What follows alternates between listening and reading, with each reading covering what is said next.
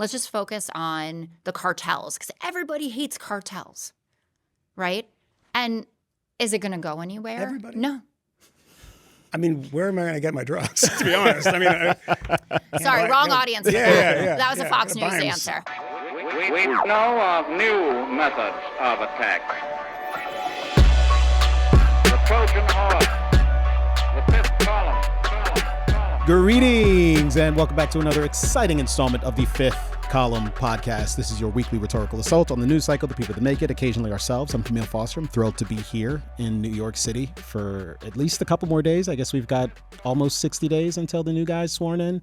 And then it's like the end of days. Something like that. I couldn't see the caravan of people on Broadway with pulling their wagons, trying to get out of the city. Yeah, it looks really bad. The U-Hauls are just starting to line up. You can't book them anymore. No. Michael Moynihan, I know, has been trying. Matt Welch has probably been trying. I know who isn't. No, I got the fuck out of the city a while ago, by the way, just for the record. Our guest for today, Jessica Tarlov, is joining us. Jessica Tarlov, who, is it fair to describe you as the Fox liberal?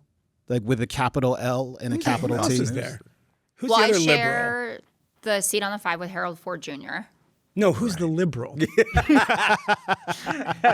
fair to introduce me as the Fox News liberal. Fox News liberal. No, there are other people. Juan Williams is still there. That's true. Marie Harf, who used to be at the State Department. Leslie Marshall, who lives out west. But no one takes any of those people seriously. Not like they do you. That's what I mean. Can we start off with something easier, like socialism coming to New York? Well, wait, who are the conservatives on MSNBC? Scott Jennings. On MSNBC. He's not on MSNBC. on CNN. MS, it's the famous conservative Michael Steele. Yeah. I watched him for Michael about Steele is like, not Cuba's Republican. pretty good. And he's like, oh, God. 15 seconds of it last night was just like 100% Democratic like ideology. It wasn't even about like partisan or anything like that. How many years have you been on Fox? Because we were kind of there together back in the day. Definitely. So I started appearing in earnest probably 2015 and then got hired as a contributor right after Trump won, so early 2017. So it's been a long time, but I've only been on the 5 formally. It'll be 4 years in January. And to be clear, yesterday, so we're taping this on Wednesday, just after noon. So Tuesday, election day.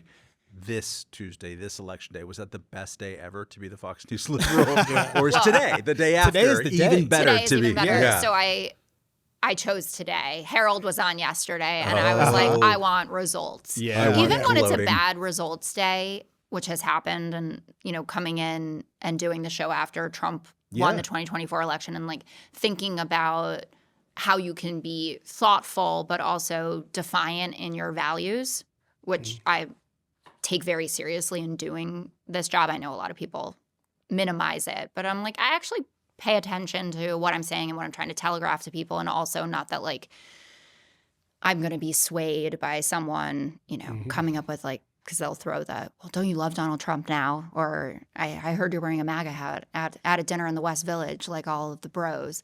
But, the day that election results are out is, I think, your best opportunity to show off how deep your thinking can be about political problems. Like the day-to-day tangoing is just like, okay, well, the American public hates this, or, this immigration raid happened, or we have another school shooting. Like, why don't you guys care about getting guns off our streets or out of the hands of mentally unwell, 17-year-old boys?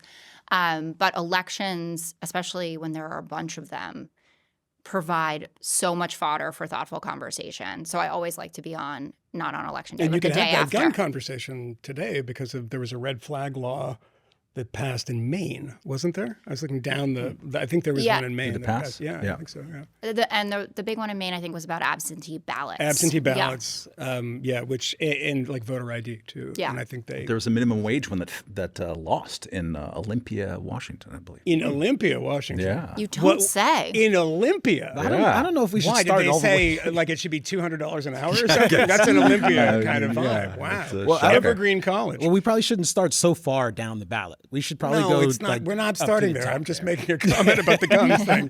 But this is what we're starting with. Yeah, we've got to talk about this is race. The communism. I mean, you got to leave it to the New York Post because it doesn't matter if you think this is distasteful. on your marks, get set, Zoe is pretty good. Although they today had a headline about the Exodus out of New York. They just misspelled Exodus. Oh, really? You're trying to figure out the play on words? You're like, Nope. Well, this is like a British morning show with all these papers. That's true. Yeah. Well, Tarlov, how are you feeling this morning? Is this a great day for Democrats, or the best day for Democrats, or is In it a just while. is it fine? It's been a full calendar year of being a loser. Yeah. That's hard, and that you have to come in kind of jacked up about a state Senate seat special election where there was a 64-point overperformance, and people are like, who? And I'm like, all right, let's wait for the election. So, it's a really good day. I mean, for my particular section of the party, I'm more moderate. For a Democrat, Abigail Spanberger and Mikey Sherrill, it's great news. Yeah. And those wins being so huge. Like the polling overperformance is kind of wild. So I don't know what's going on in pollster world right now, but that, 15 points, 13 points in New Jersey, Abigail Spanberger's coattails were big enough to get Jay Jones over, which is remarkable considering the content of those text messages. So that was all exciting. And, Mamdani was not my guy. I had no guy, frankly, in the race. But What do you have against Curtis Lee? I don't understand. I actually enjoy him. He's in the Fox News green rooms a lot. Even when he's not invited, right? He's just hanging He's out just there. waiting. He's like, the Gambinos were outside trying to fucking shoot me. See my cat here? Yeah, just sitting there in the corner with a beret. It does feel like a South Park character for sure. Like a newspaper comes down and Curtis Lee was in the corner. But did Mamdani underperform? Yes. Yeah. He so did. That's a positive when you thing, look at the actual numbers, I know that bothers people when they have a particular narrative to put out there. But I mean, if you win 30% of the Jewish vote in New York and barely win the black vote, that's a big underperformance. And if Democrats had coalesced around a moderate candidate or even a left candidate that wasn't Mamdani and been thoughtful about it, I think it would have been wildly different. Well, it's probably worth talking about some of the reaction that we were seeing last night, specifically AOC, who was on one of the competing networks, your network, CNN, talking to Abby Phillips about the race. The Senate Democratic leader, Chuck Schumer, did not endorse in this race. He did not endorse Mamdani and wouldn't say how he voted. What's your response to that? Well, what I think is so impressive about what Zohran Mamdani accomplished tonight, as well as the entire movement of New Yorkers that came out to vote for him, is that he had to not just defeat a Republican, he had to defeat a Republican and the old guard of the Democratic Party at the same time. He was fighting a war on two fronts and not just one. And he still won resoundingly. And I think the message that sends is that the Democratic Party cannot last much longer by denying the future, by trying to undercut our young, by trying to undercut a next generation of diverse and upcoming Democrats that have the parties, the actual party, our actual electorate and voters support. Oh my God. I mean, Tarlov, I'm going to interpret that as she's coming for you. It's the problem is the establishment. The problem is the moderates in some respects. Like, people should be embracing Mamdani. What she is giving there is a prescription for the Democratic Party. It sounds like a national prescription. Her takeaway is, like, these are the idea that are winning. These are the people who are generating energy in the party. This is the direction that the party needs to go in. She actually had a similar message back in 2020 when defund the police was kind of the mantra. She was saying, this is where the country is. This is where we need to be.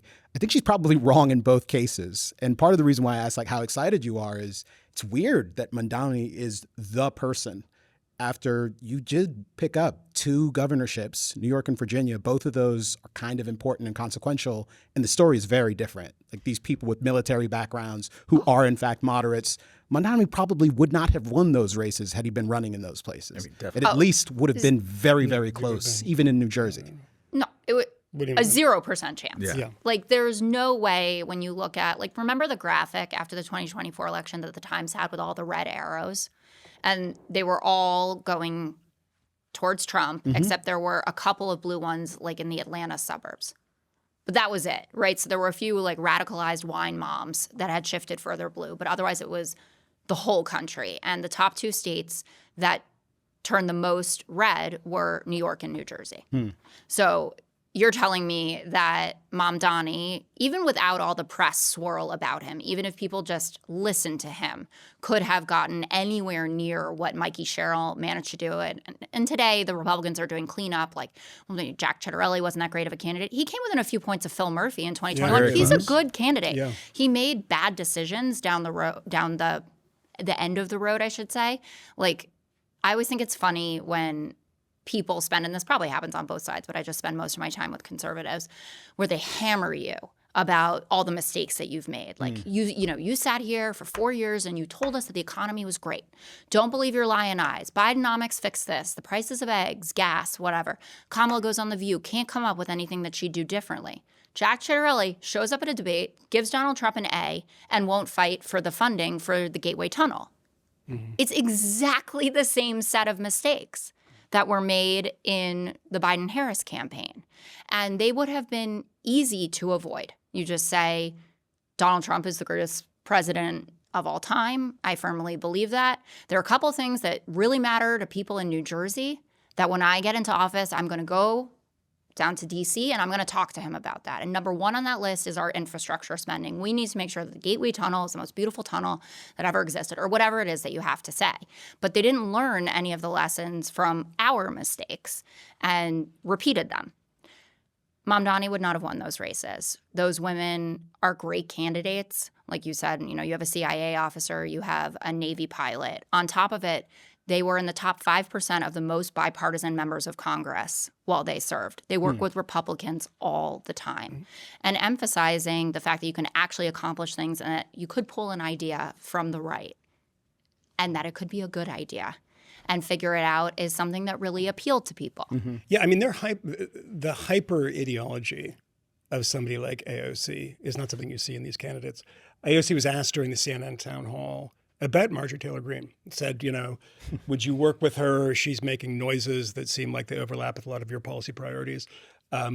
Sanders started by, yes, of course, like that's, and she wouldn't say yes. Yeah. She was like, she is a monster. And because these people are so hyper ideological that one of the most amazing things that I saw this morning, I mean, this is not a win that you could replicate in many places. You can replicate them in cities only, right? Not statewide. And it was very specific cities too. Looking at the maps, I mean, we've all looked at these maps. I mean, Mamdani loses to 2 very, very bad candidates. And I love Salewi as a bad candidate, loses Staten Island. And that's where working class people actually are. There's actual working class people there. Versus where are the brightest blue places? You can trace it of all the places I've lived, right? Went from Williamsburg to Fort Greene to Park Slope. And it's one of these unique things where the people that are causing the problems that are being identified by the candidate are the ones voting for the candidate who are identifying them as the problem. The gentrifiers. The gentrifiers. The people who are making an enormous amount of money. You look at these breakdowns of education levels of Mamdani voters. It's like, it's insane. It's exactly what you would think it would be. But it's so dramatic that you're like, this is a coalition of fucking upper middle class hipsters. That's not a coalition. That's people I know. Beyond that, and yes, you can have the South Asian community that comes out in Queens, and you have things here and there. But the 2 strong places are, look at the map, the specific map. If you know this city and you see it doesn't perform that well, literally downtown on Wall Street, doesn't perform that well on the Upper East Side, mysterious, but then is performing exceptionally well on the Lower East Side, the East Village, the West Village. It's like, oh yeah, it's everything that you thought it was. That is not a national movement. That is something that could have happened in 2015 with the right candidate, because at that point, the demographics are changing. Could that have been the case when Bloomberg won Giuliani? No, it was a different city. And the complaint by Mamdani is that it's a different city. Yes, in that different city, and that map now favors you. And you're going to try to destroy the city that the people who are your constituents and your voters created. That'd be interesting. We'll see.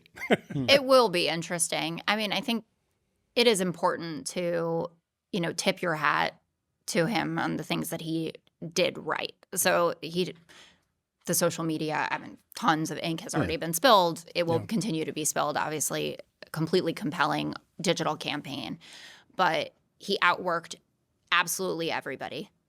And that was, Cuomo's real many undoings. But the lack of effort was offensive the man to someone. Disappeared after the primary. Totally. Disappeared for almost a month and a half. Agreed to come on this program multiple did? times. and multiple then times. backed Bailed out. multiple So did times. Eric Adams. So that means Yeah. if you agree to come on the program and you're a mayoral candidate, Yes. and then you don't, you're You'll just lose. gonna fucking Oh, lose. I tried to You get guys were the Sliwa key. on the Moynihan report, and he wouldn't come. So, Really? yeah, Really? So fuck all of you guys.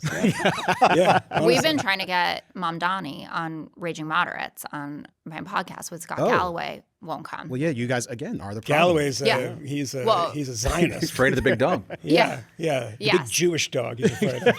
It'll be interesting to see how it changes once he's actually governing. But the outworking. But there was one thing that he did in particular that really moved me. I don't The know scavenger hunt. I'm not good. desperate for a bag of sour cream chips, right? Yeah. That's what it Some- was. something Yeah. like Not that. yet. You will be. No, the stuff.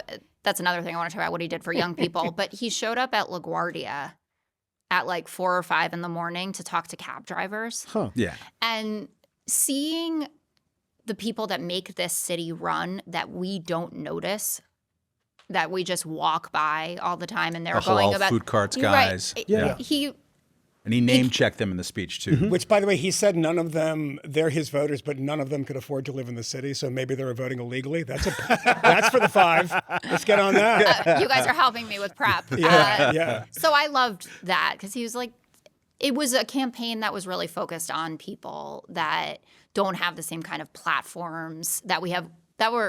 Those were many of his voters, but I thought that was really important. And then I don't know if you saw the Times piece about the impact of the Mamdani campaign on combating loneliness amongst young people in the city, the kind of 18 to 29-year-old. That is so depressing. Right, who spend all day inside on screens, haven't, no, Jonathan Haidt means nothing to them, right? Yeah. They haven't gone out and touched grass.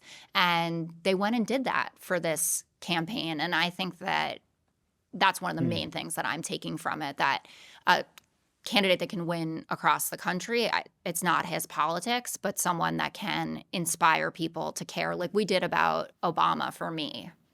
So shut-ins, you're saying? Well, Well, I They would vote prefer too. the shut-ins were out. Me Yeah. too, yeah. I even took my Less gun violence, 17-year-old too. to a Jonathan Haidt talk, and she's still on her Still on her phone. Still on her phone all Did the she time. listen? What a pity. During No, the she was- talk? Yeah. Actually, she was sitting next to our friend Yael Bartour, and Yael was even on her phone more than my 17-year-old. Was it boring or it's just addiction? Just addiction. Straight up. There's a thing that he said. In fact, the reason why Al Franken voted for him, apparently back a New York resident, he said, is like, what he talked about? He really talked about affordability, and no one has talked about that for a long time, which we mocked when we were texting back and forth, but also that was very much the laser focus of his campaign. He was talking about affordability.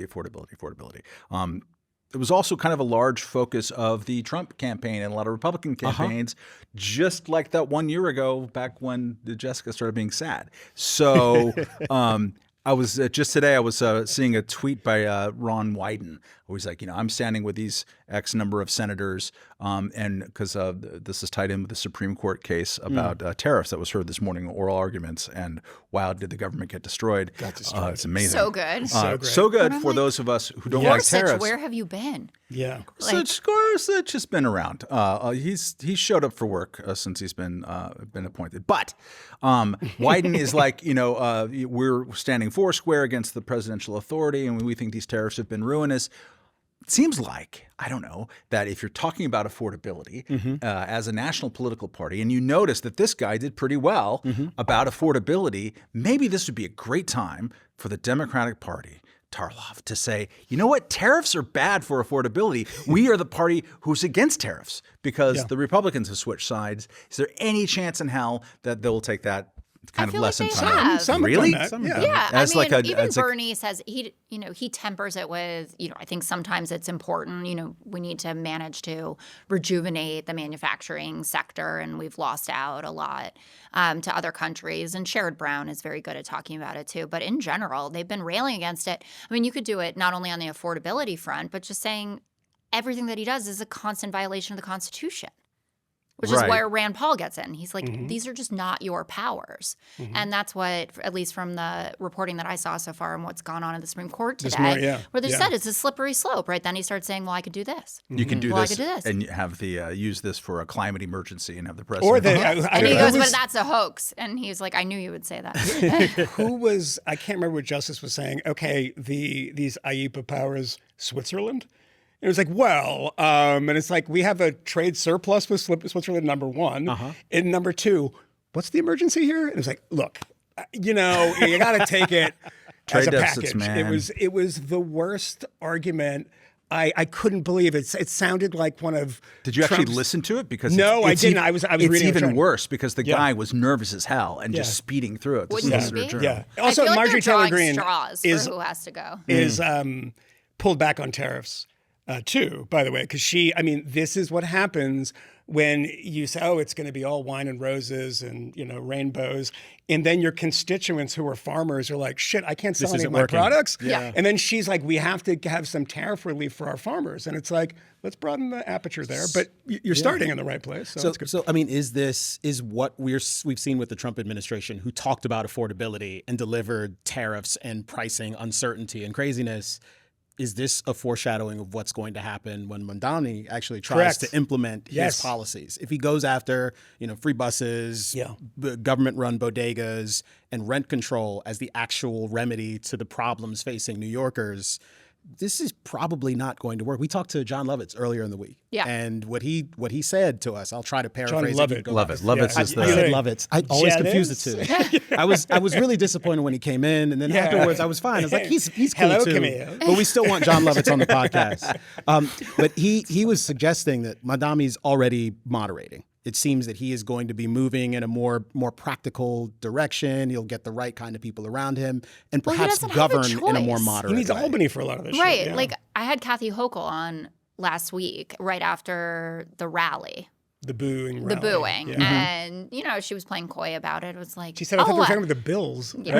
Right? She is genuinely a huge Bills fan. It's a reference some people will remember. I remember. Yeah. I asked her, are you going to raise our taxes? Because you said, I hear you when they're screaming tax the rich. Yeah. And I said, I think I already pay like 52% in tax. Yeah. So I don't know how much more you could expect from me. And she goes, Everything oh, no, I'm not. Your oldest daughter is so cute. Could I have her? Also, the baby's very cute too. But she said, no, just because I endorse somebody or appeared at a rally doesn't mean that I've changed my That's weird. No, but I think, Kathy Hochul has had a renaissance, resurgence. I don't know what the right word for it is, but she has totally turned that ship around. I mean, we were talking about her getting primaried seriously. Obviously, her lieutenant governor has, but like from somebody that could get somewhere. Richie Torres was being recruited to go and do this. It was like, oh, Kathy Hochul's going to be out. And now Kathy Hochul is godlike to people in terms of goddess. I mean, Well, she Kathy did. Hochul She we're read talking about here? Well, her taking on the redistricting fight to Trump got a lot of brownie points with people, even though we can't do anything until 2027. She has put herself in the conversation with governors that are standing up to Donald Trump and being very forceful about it and out front. She also has policies that parents are liking, getting cell phones out of schools and things like that. That's true. Which is major. And like the direction that the country is going. Yeah. Okay, so godlike is perhaps going too far. I enjoyed her, and I tend to have a sheen after I talk to someone. I'm like, they're amazing, right? Yeah. My husband's like, that's not how it works. Yeah. But standing up to Trump and also reading the room on Mamdani when other major Democratic leaders didn't, I think is very important and to her credit. She's not going to get the Schumer treatment. No, and she doesn't deserve it. And he is going to run into a Kathy Hochul-sized wall when he tries to do a lot of this stuff. The Schumer treatment, and talking about Hakeem Jeffries and Schumer wouldn't say who he voted for and didn't endorse him. This surprise, the fake surprise, same happened with Bernie in 2016, who was never a member of the Democratic Party and then kind of crashes the party. And everyone's like, he's being treated so horribly. It's like, he is a DSA member, right? These are people who spend most of their time recreating 1931 in Germany. And the problem with 1931 in Germany, by the way, and people say that they always think of Nazi, is that the Communist Party spent all of their energy fighting the Social Democrats because they called them social fascists. And guess who was walking away with it at that point? They do that. If you look at their videos, it's an endless parade of, sort of reedy-looking, malnourished people saying we have to destroy the Democratic Party. And on the one more thing on this is on the affordability stuff. If you talk to anybody else that does not live in New York City, they could give a fuck about affordability in New York City, right? If you talk about, inflation, my basket at Walmart or Target is going up, $20, that's real. When you tell someone you pay $5,000-$6,000 in rent, they have no sympathy for you. Yeah, they're like, well, you want to live there. You choose this. You choose that. And when true. people say, and I just want to say this one thing about New York, I had this argument with somebody last night. Is he complaining again about What? he doesn't have any money? Go ahead. No, it's not about this. Okay. It's about somebody else, and I'll tell you who it is happening. Yeah. And we're arguing last night. It is unaffordable. It is this. And it's like, well, for you, it's unaffordable. For us, it's unaffordable because we want to live places. We want to live in certain places. You can get on the subway from the Pelham stop. You can go up to the Bronx and you get a pretty affordable place. Well, I don't want to live there. Of course you don't want to fucking live there. You want to pay a premium to live here. You can go to Cleveland, which is a great city. Yeah. You can go to Columbus, also a great city, and live in any of those places. When people talk about the affordability crisis in New York, they don't they have to, Mamdani had this thing last night. This guy, he drives 2 hours back and forth because he can't afford to live to Pennsylvania because he can't afford to live in New York. And I'm like, man, that's a fucking idiotic decision. Or he's getting paid a ton of money. Right. And where are all these other immigrants living? Yeah. Where, have you ever been to Queens? You can't get an apartment there. None of this makes sense. Get a roommate. That's how people think about affordability in New York. It's another way that this race does not clock with anyone nationally because they hate us, and I think they're right. Really quickly, or I'm going to try to make it quick. I'm just so excited to be with people who let me talk. So I realize that I'm steamrolling. Let me cut you off right there. Yeah. But two things on that. Yes, there's obviously the woe is you thing. You are choosing a very specific life. Yes. I complain about my daughter's preschool, and I have made a conscious decision to send her to a bilingual fancy pants situation. They can't even give her lunch. Spanish. Okay. They used to have Mandarin, but I thought that wasn't as useful. Yeah. Just for, roaming around New York. But anyway. In Mamdani's New York, you better speak some Mandarin. Yeah. But, his argument out of affordability was the same that Mikey Sherrill and Abigail Spanberger made. Affordability, it's just. That's what you do. It's just everywhere. Yeah. And now I'm blanking on the second part of it, which. Is it how much you like AOC's voice? I have a really bad voice, so I have a lot of sympathy. You don't. Come on. It's okay. I'm cool with it. It's I feel like it's quasi as gravelly as Gavin Newsom, so it makes me on the train there. It'll come back to me what else I was going to say about the affordability part, but well, maybe I'll ask something about affordability, and perhaps this will jog it because we have the races, but one of the issues, at least that Republicans imagine was part of the problem for them today, is the shutdown. Right. Certainly in Virginia, that was part of the equation. For sure in Virginia. And a quintessential issue with respect to this shutdown has been healthcare, specifically the Obamacare subsidies that were being paid to insurers that have expired at this point, and that they're saying we're going to hold the line. We need to make sure we get this.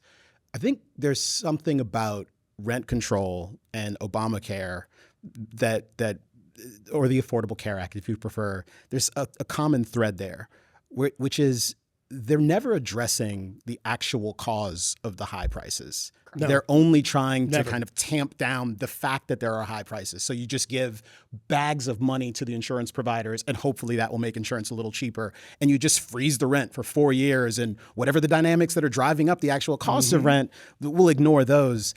Ultimately, these people are going to fail because they're not actually addressing the fundamental problems. And then with the Affordable Care Act, obviously that's all jammed up with the shutdown. It's not going to translate necessarily in the same way. But with rent control, I think that's a little easier to see. Even if you manage to get the freeze, and it's not clear that he will. And 40% of our units are already controlled. The rents will continue to go up to the extent anyone wants to live in the city. And if they don't want to live in the city because quality of life is going down, rent may still go up.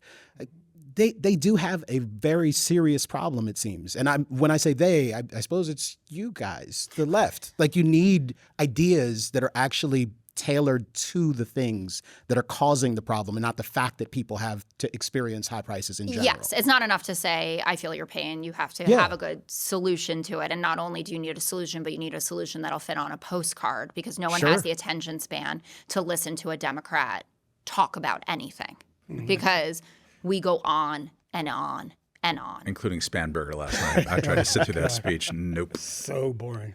It's very boring. So I mean, what does that look like? Like, what does it look like to get it right on say healthcare, for example? I mean, from my standpoint, it's about supply and demand, and you need more providers, you need more service providers, you need more hospitals and facilities, you need more competition amongst the people who are cross state lines, producing, like all the things that we've been talking about for a very long time. And I do think that has been missing from the healthcare discussion. Like the Republicans aren't to even be considered about this because they never. Plan. Yeah. There's nothing. They've done nothing. There's nothing from the political side. On the thinking side, like people who, contribute to the Wall Street Journal and things like that, they're thinking about those things. And some of the ideas aren't totally insane. Mm-hmm. Like I know that it would be a bridge way too far to be like, hey, maybe we should talk to, Avik Roy and Kim Strassel about how we could reform Obamacare to make sure that it's not just about when the subsidies run out, but like the day-to-day grind of how much healthcare is. Because we all feel that no matter,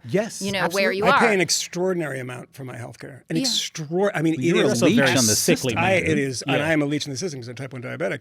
But it is incredible to me for a couple of things. We're talking about extending these temporary, apparently not so temporary subsidies. And this is a Band-Aid on cancer. This is not addressing the problem. The costs are going like this. Oh, we'll just give you more money. It's like, no, well, what's the plan to get those costs to either level out or taper off? And when you realize that the percentage of the billions of dollars that go to the insurance companies every month, that they're paid up front. Right. This is, and I think it was Veronica Duverger, who wrote this, and I can't remember. It was like 60 billion or something like with these just for the subject. And 18 billion of that or 20 billion of that are for people who never visit a doctor. Right. So they're just getting money up front. Like, well, we need to.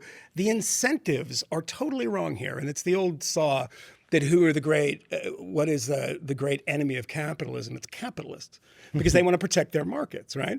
And they're getting all this stuff up front. And it's not just the insurers, by the way, who suck. It's the PBMs, it's these middlemen that insert themselves, and it's the fucking hospitals. And I'm so sick of this idea that it's full of nurses and lovely people trying to help you. That is true.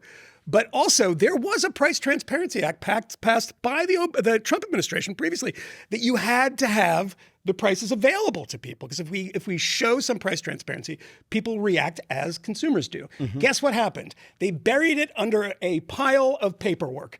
They literally did things to make that more difficult for you to get a fucking price. And I tried to say this on Bill's show today, that if you look at COVID tests, that was a great example during COVID. You could have people that went to one hospital, to one clinic, and they would bill the insurance companies. One, I think, this is actually a real story, was $6,000, and one was like $15,000. And it's like, what is happening here? Right. You can't look at that and say, we have a healthy, functioning insurance system. We have the best healthcare in the world. Dictators, scumbags come here to get their treatment. It's the best healthcare. Don't confuse that and say we have terrible healthcare in this country. We have amazing healthcare, but we cannot figure out how to keep costs down and pay for it. And look, it's a hard argument to make, but Democrats are saying we need more money. And it's like, yeah, can you make the parallel argument? Republicans are making no argument whatsoever. They're useless. Republicans are making the argument more or less that we need more money when they make arguments about it. And not just about that, but about long-term Social Security, a bunch of other things besides. I just wonder if, I'm happy to hear interesting policy talk from anybody, let alone people I'm at a table with. But is serious policy possible in a time of populism on the left and right? No. It's a very good question. Like, really? Yeah. No. Maybe not it is. anywhere near an election, and not publicly. I think that's part of the problem. Like the mood right now and what the Democratic Party is saying to our leaders is we want you to fight. And the polling bears this out. So right after Trump got elected, when a ton of traditional Democratic voters voted for Trump and then people got into the system who wouldn't typically vote also supported him, they wanted a conciliatory approach. Said, like, let's give this guy a shot. We took a flyer on him. He has the right ideas. He's going to fix our economy. He's going to close the border, whatever. And that has completely flipped. So now it's like 65 to 70% of Democrats just want you to oppose every single thing that Trump does. So, I mean, Abigail Spanberger, she was asked on her tour, and like I said, she was one of the most bipartisan legislators in Congress when she served. Would you work with President Trump on job growth? No. Now, it's the middle of a shutdown, and she's running against a person who said, I don't know why everyone is so upset about the DOJ cuts. You know, Winsome Earl Sears had said that. So, like, girlfriend, you're in Virginia. Like, it's literally everyone that you need to vote for you.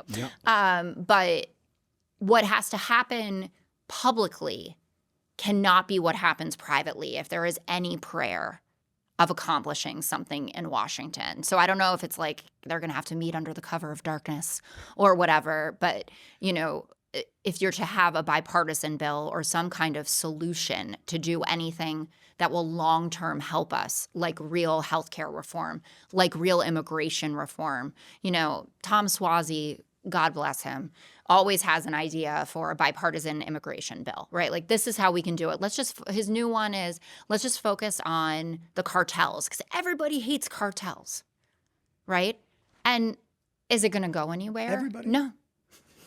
I mean, where am I going to get my drugs, to be honest? I mean, sorry, wrong audience. Yeah. That was a Fox News answer.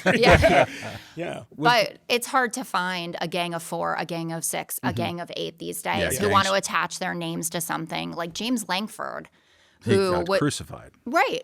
I mean, a guy who is more conservative than anyone I have met in my actual life, right, is called a rhino traitor.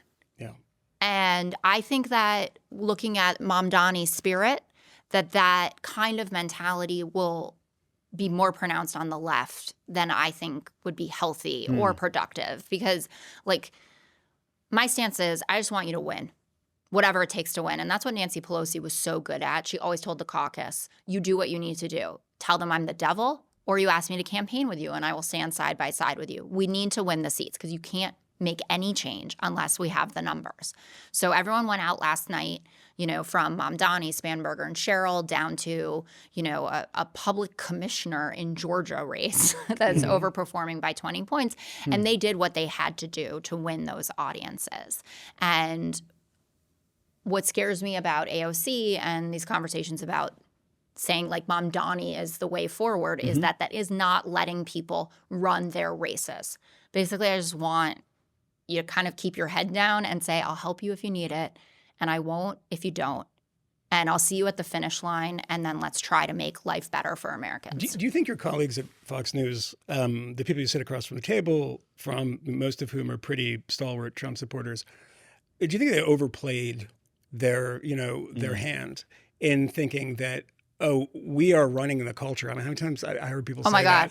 Like, we own it now. And, you know, look, it's California, but you see that redistricting plan, which, by the way, in the ballot measure mentions why they're doing it. Right. It says we're doing this because of Texas. 65, what was it, like 65-35, a pretty powerful rebuke, despite that even as California, whatever. But you see, there's not a bright spot on the map yesterday for Republicans, not one. And I'm very skeptical of what this is a harbinger of, what this is a bellwether of. But Republicans 3 weeks ago, before the shutdown, 2 months ago, were like, this is our country now. We have the mandate for everything. Overplayed their hand? I mean, they had to cancel their Super Bowl show.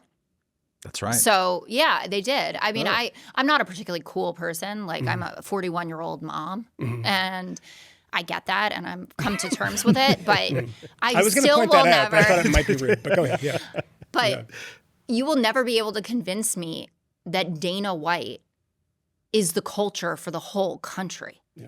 I understand that it hit at a particular moment, and having a president that was showing up everywhere and having free-flowing and fun conversations with people, you know, about everything from, like, how he grew up and what it was like being a reality TV host to immigration, something that was appealing when, frankly, the Democratic side was running an inept campaign that showed putting Biden aside anyway, that Kamala Harris is too timid to even sit down in the room with some of these people. The contrast between the 2024 conventions was just stark.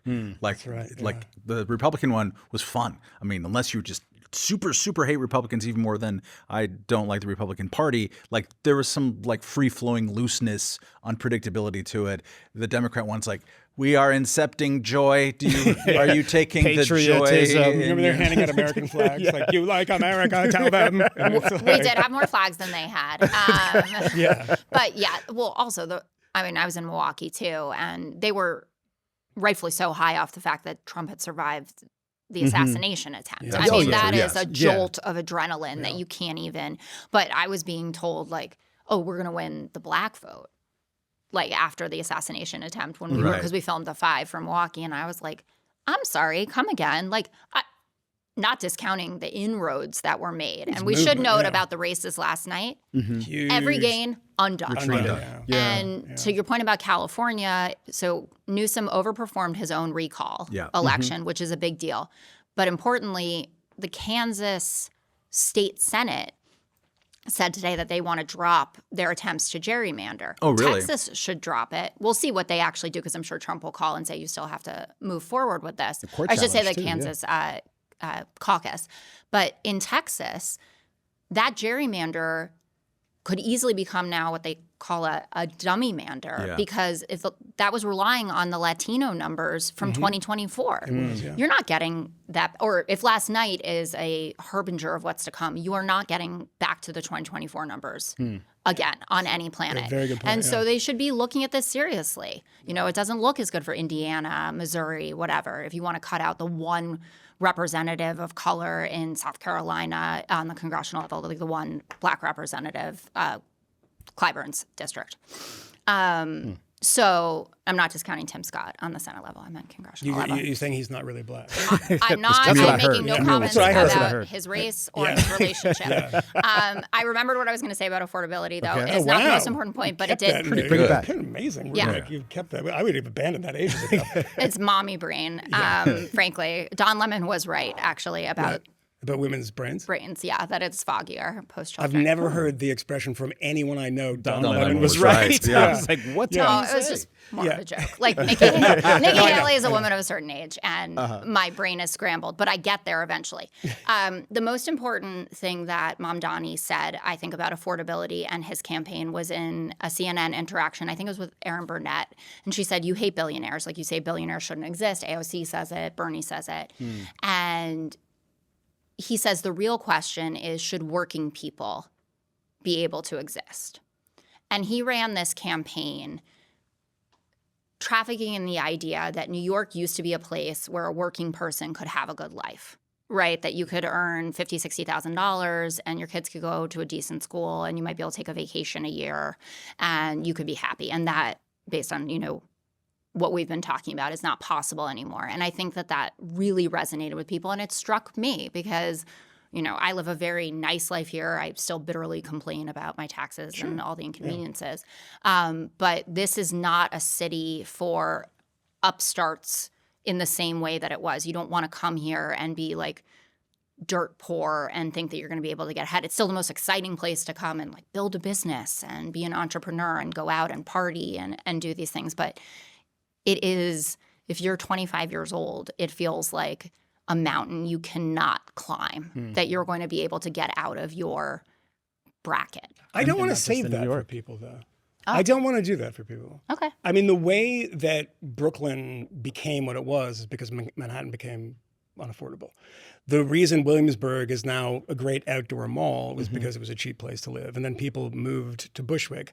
Why does everyone associate Bushwick with Mamdani now? Because people moved from Williamsburg to Bushwick because it got too expensive. People go other places. There's no right or reservation, as I was saying previously, to have this place. I saw this guy, who's the jackass with the big pompadour? with the streak in it, the Indian guy. Oh, on MSNBC. Yeah, MSNBC. Didn't he take your His job? name is unpronounceable. He didn't really take my job, but he tried to do something that I was going to do, and he failed miserably, which is hilarious. So he didn't take anyone's job, to be honest. Yeah. I know what you're talking about. yeah, No, and I can't pronounce it. No one is going to try so to I'm pronounce not it. going to try. Like, Yeah. accuse us The of Bride of racism. Frankenstein. Yeah, Go on. the Bride of Frankenstein, and he was on with Tara Palmieri talking about this on her show. Yeah, last night I saw him doing a segment on MSNBC about mispronouncing names and how terrible. Oh, it is. because everyone's saying Yeah. so, and it's like John McWhorter had a good piece about this in the Times. He's like, these are not common words for No. us. Like, why is that surprising? I also hear it regularly where they're saying it's mispronounced, but it sounds like how they're saying it. Yeah. Yes. Well, it's a pronunciation campaign. Can we get? I'm going to show a clip here. I think it's the one where he's in front of the lectern there. Is that? Yeah, I think it's that one. Is this the pronunciation one I wanted to focus in on? Is this? It's a quick, like 10 seconds. I speak of Yemeni bodega owners. Right there. That's it. That's all I'm going to do. That's it. Yemeni what? Did anyone hear that? Yemeni, where? Dude, you're from fucking Uganda. That's the Like, only what way is to this pronounce the thing? word. It's like, this is the campaign for that. Everyone is like, Well, you've seen trying to be the ethnically authentic. And it's just Yeah, that's like, how the Yemenis say It's like bodega. eating rice with his hands and saying, where? It's like, God, your tongue's falling out of your mouth. But you've seen the videos on social of the different accents that he's used Yeah, throughout yeah, his yeah, life. yeah. Yeah, He's master like, code switcher. Yeah, and they were like so mad that Hillary had hot sauce in her bag. Exactly. I'm like, Yeah. Well, she's white. So I want to play one more Whoa. clip. And From this the is just speech? something, this is something about Mamdani, about the affordability thing. And just in general, you could even talk about the Israel issue of that when it was appropriate for him, when he was backed against the wall, he would say, I'm the mayor of New York. I Right. don't have these powers. And it's like, and I got to go run in the Gaza 5K. I'll be back in a minute. And talking about it endlessly. I Googled something this morning because I'd never heard anyone talk about this. I'm like, I saw a photograph of Mamdani when he was in city council, like smiling with somebody from the Cuban delegation, Right. from that fetid, wretched dictatorship. And I said, this is a DSA guy. I wonder what he thinks about that. And ta-da, no one cared. But Jorge Ramos asked him the same question. Politically, I think I have to ask you this question. Just going back to socialismo. Socialismo. Do you think that Miguel Díaz-Canel in Cuba is a dictator? I haven't thought much about Miguel Diaz, I'll be honest with you. I think mostly about these 5 boroughs and how we can actually deliver affordability for New Yorkers. But I wonder if you're reluctant to call them dictators in Cuba and Venezuela. I'm not reluctant. I just haven't thought about them that often. He hasn't thought about Venezuela. Let me say something to you, dear mayor. I know you don't have to think very much about it. The last time there was a free election in Cuba was 1959. Okay? This isn't a hard call. Why won't he say it? Why is it when you say, he's talking about Gaza, why I have to respond to this? What we're trying to establish is what kind of person he is, what kind of worldview he has, and who he will kowtow to. He is in that campaign, that was in October, he is kowtowing to the psychopathic people in the DSA who support dictatorships in Venezuela and Cuba because they oppose the imperial North. That kind of thing tells you a lot about somebody. And when it comes to affordability, it's like, he's talking about affordability. He's also not willing to denounce a dictatorship in a communist country that is 90 miles from the shores of America. I'm opposed to the embargo. I think we've thought about this for wrong for a very long time.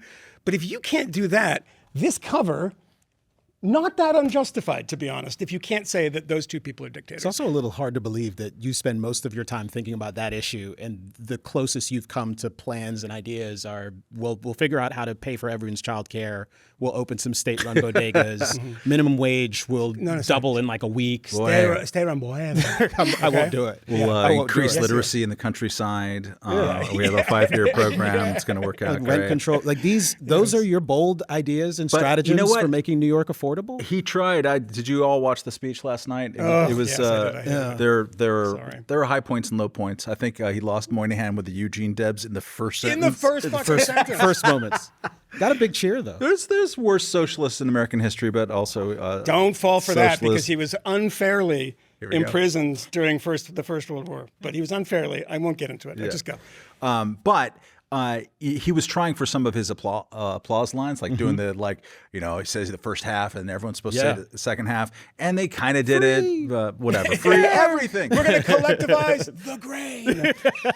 We're going to shoot the kulaks. What were the like you can feel the palpable like moments in that speech.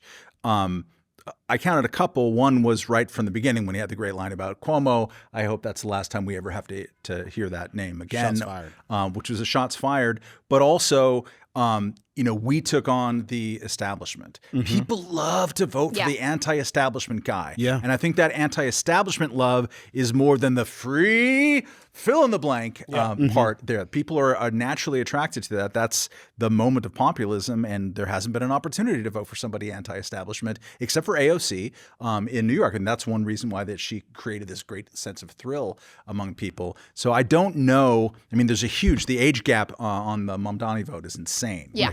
Everyone under 45 voted for him. No one over 45 voted for him, more or less. Like it's why can't Democrats get an actual working class person to run for a seat? Like, I mean, AOC was kind of. I mean, they have. But like you have Mamdani talking about the first thing of that. He was like, the calloused hands of the workers in the factory. They finally reached power. And I'm like, motherfucker, you have never had a job in your life. You work for your mom who does movies for Disney and your dad's a professor at Columbia. It's like you got the guy in the Nazi in Maine. He's just kind of a Nazi. He just has Nazi paraphernalia on his body permanently. He was also a history buff. That one killed me. It's been covered up. But it's been covered up now, though. I'm like a little bit of a weird truther about the tattoo cover-up because it happened so quickly. Yeah. And there was no scabbing at no, all. like the thing that he showed out. Like, I don't have any tattoos. My husband has a few. I mean, he got them before we met. But in Croatia. How many Nazi tattoos does he have? Yes, when he was on leave. Yeah. No, but it was believable to me that he went on leave and was drunk out of his mind with friends and picked a skull and crossbones tattoo. But that you're a history buff and you've made it 18 years or whatever and it your is. political director says he knew what it was, by the way. He referred to it and by like name. Four He said people Totenkopf, have yeah. a name. I mean, I'm not the most studied person in the world, but I'm a Jew, and I think about things, and I didn't know that term just off the top of my head. You're a thinking Jew, is what I'm you're a saying. thinking Jew, as we are known to do. That's why you invited me here. You're like, I didn't know you were got a Jewish till thinking just Jew. now. Yeah. Oh. So, Tarlov? I didn't either. Again, I just never You thought didn't? No, I just thought Russian or something. Yeah, Russian Jew. But I talk about take it your a word- I'll take lot your on word the for it. Five, actually, because She's in the everyone's like media. so You pro-Israel, understand but that, I'm right? the only Jew. Yeah. So it's actually been Gutfeld helpful. could be Jewish. I know, but he's not. He's not. It's kind of a joke that I do. I'm like, well, as the Jews at the table. And he's like, I'm not a Jew. I'm like, is it so bad? And then Jesse's like, don't let me get me started about the Jew stuff. Anyway. Oh, no. Well, we'll take that offline. No, that's online. Jesse jokes about it. You can. He has said We'll come back everything. to that. Yeah. We'll come back to it. Anyway, can Nazi you man. can you get yourself? Yeah. No, I can move on from Plattner. We could also No, talk about but it's the interesting because he was sold to us as like an oyster fisherman. Next full carriage return. Next paragraph. Who went to Hotchkiss? Like there's always something. And his dad is an architect. And his dad is an architect. I mean, like an actual working class person. Which is fine, but Yeah. the lying is the problem because everything will come out. Like there is nothing that you can escape. But the person that I wanted to put up as who I think is, and maybe it's not even like a dark horse contender because people are talking about it, like Ruben Gallego is completely the real deal. And someone who grew up genuinely poor, single mom, went and served the country. He talks like somebody who can, get things done. He understands the policy process, but he is a natural cursor, which I appreciate. You're like watching everyone kind of force like fuck out, and you're like, it should just flow. I mean, sometimes it's funny. I thought that one video that Schumer did was good. But otherwise, like a Ruben Gallego or a Jason Crow out of Colorado who's really good. And a lot of these guys tend to be veterans. Right. Who have used like the GI Bill to be able to catapult them to a good education. So those people do exist. And if you look at the crop of recruits for the 2026 midterms class, they're trying to run the 2018 playbook again to have another camo wave.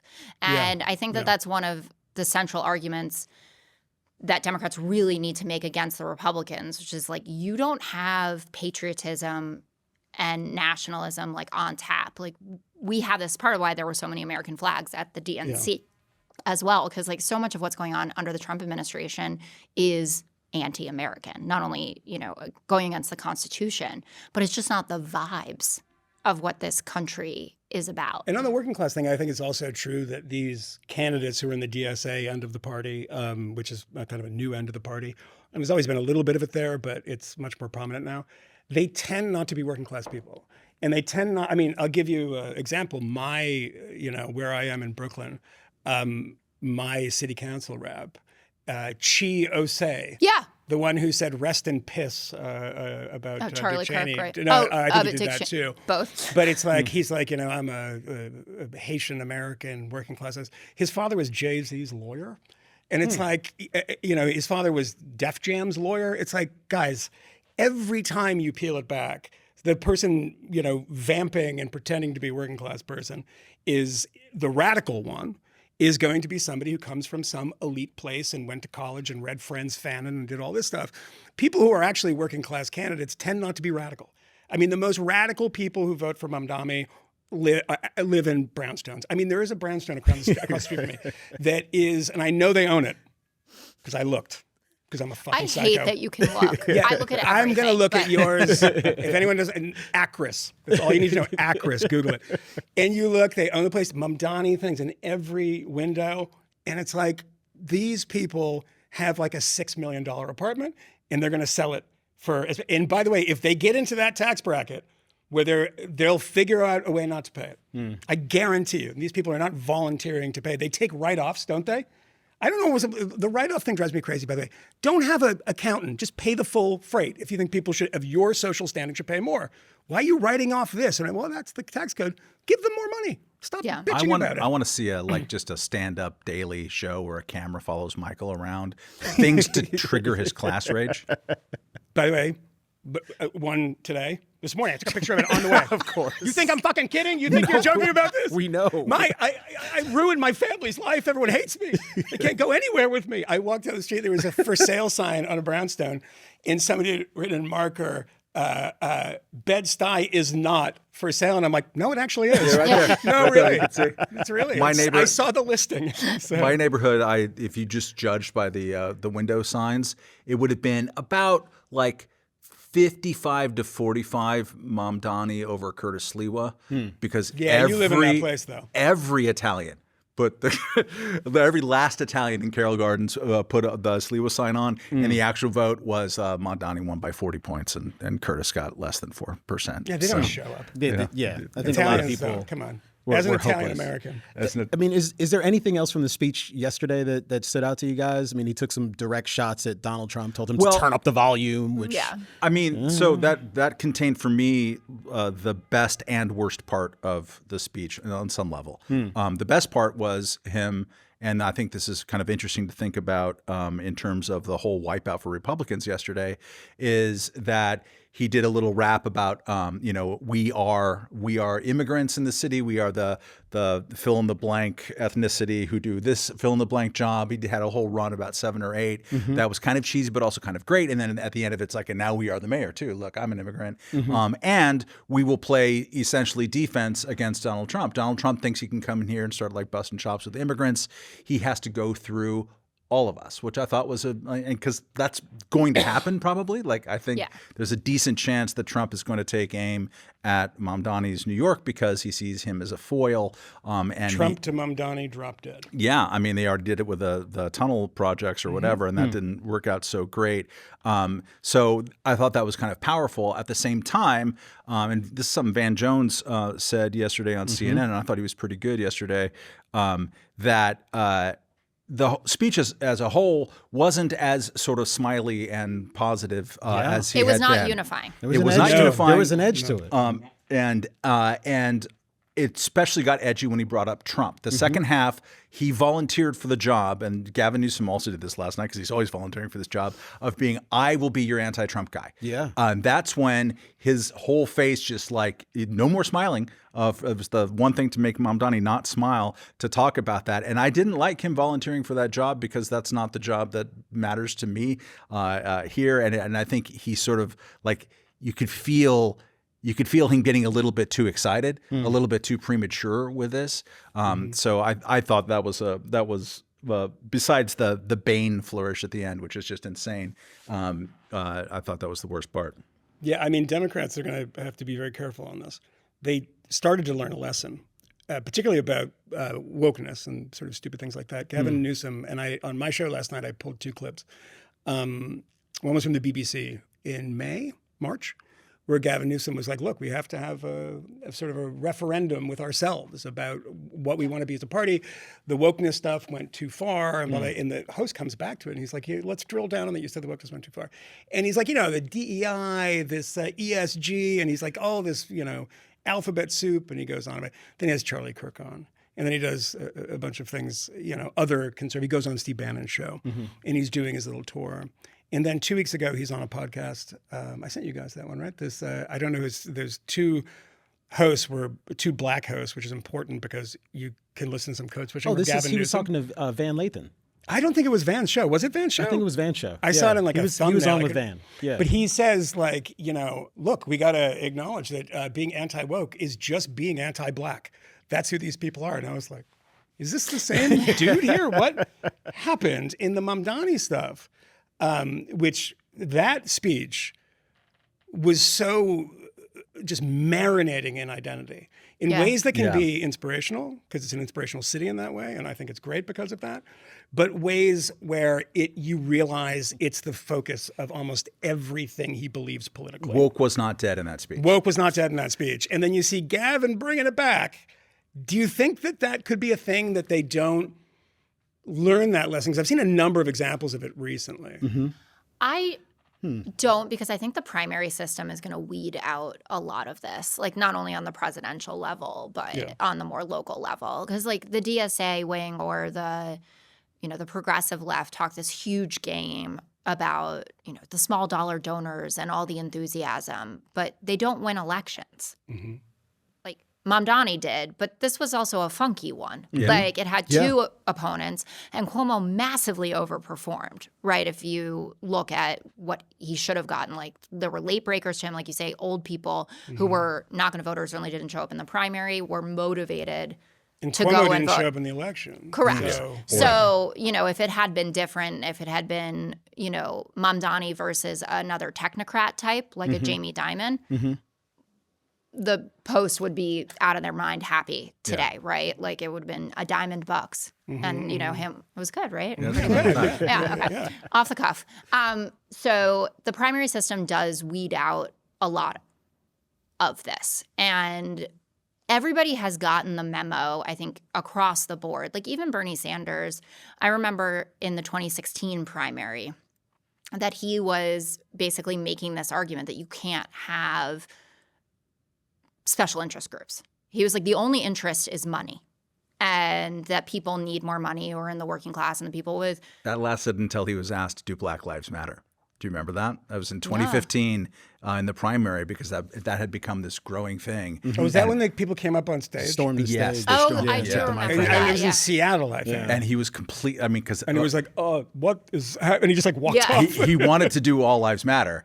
And that became a thing you couldn't say. Yeah. And that's clearly where he wanted And to he got no black support anyway. But he made the argument, he kind of, for me at least, mainstreamed intersectionality. I was very into Hillary's rah-rah feminist campaign, Gloria Steinem, and talking about a special place in hell for women who don't help other women. And Bernie Sanders walked in with this kind of a rising tide lifts all boats. Right. And I don't want to talk to you. I'm not going to talk to you as a woman. I'm not going to talk to you as a black man. I'm not going to talk to you as an Italian. I'm just going to talk to you as an American who wants to get ahead. And he was right about a lot of that, putting aside the onstage Black Lives Matter debacle. And no matter their politics, the Democratic Party gets that now. There are enough memos out and focus groups of, they just put out one last week that's deciding to win. They pulled 500,000 people to get these results. And the answer was Mikey Sherrill and Abigail Spanberger. That was the takeaway? That was I read but a little bit about this. But it was also supporting, because I have a podcast called Raging Moderates. It's in the title. And people, on YouTube at least, make fun of us. They're like, this is raging leftists. But mostly that's because of anything that we say about Israel. But the identification, or what moderate means to people, has shifted. And what this memo's argument was making, that I think is right, and you see it in the successful campaigns, is that being moderate or being centrist really means just picking a position that 55% plus agree with, Like, there is no shame in taking popular positions and then delivering for the people the things that they want, right? So it is a 70-30 or 80-20 issue for the American public that trans women should not be in women's sports. So that's a position that Donald Trump took. And, like, we beat ourselves over the head, like, trying to figure out how we could make sure that we were being inclusive, but also, you know, in favor of competition. And, like, I think those days are gone. And there was a story this morning, which I saw, which I was pretty surprised by a women's soccer team in L.A. I don't know if it's in the main league. But there's. I don't know if you saw this. I saw the story as well. I don't know how they do the leagues for. And it was a woman on the team who wrote a piece for the New York Post saying I think it was like, our league doesn't have rules that prevent. He said only people born with ovaries should play. And the response of the team was to denounce her on social media. Oh, God. And then they had a press conference in which conference. other players on the team called her a racist. Yes. And a homophobe. And, like, that woman's never going to be able to play for that team again. And her response was, look, I say this and I get a ton of support from people in the league who privately tell me that they agree with me, but they're too scared to come out. I was like, oh, this is still happening. It's very much still happening. There have even been moments, certainly Kamala Harris had the very embarrassing thing where she could not get away from her prior commitment to that ACLU transition survey, surgeries for illegals in prison. Which I literally thought was fake. I was like, man, Fox has gone too far this time. I was like, shit, that's real? But it also, the gender affirming care that was given to the illegal in prison was done under the Trump administration. But haven't there still been, like, whiffs of that? He's like, I didn't know about that. Binance guy. Haven't there still been whiffs of that amongst the party now? I mean, we just talked about Newsom on wokeness, but certainly some of the, like, gender, sexual identity stuff, like, is still there. I think there's a lot of moving towards a hands-off approach, which is not good enough for certain people. Like, I just moderated a very tough conversation at the 92nd Street Y on transgender girls and women in women's sports. Oh, boy.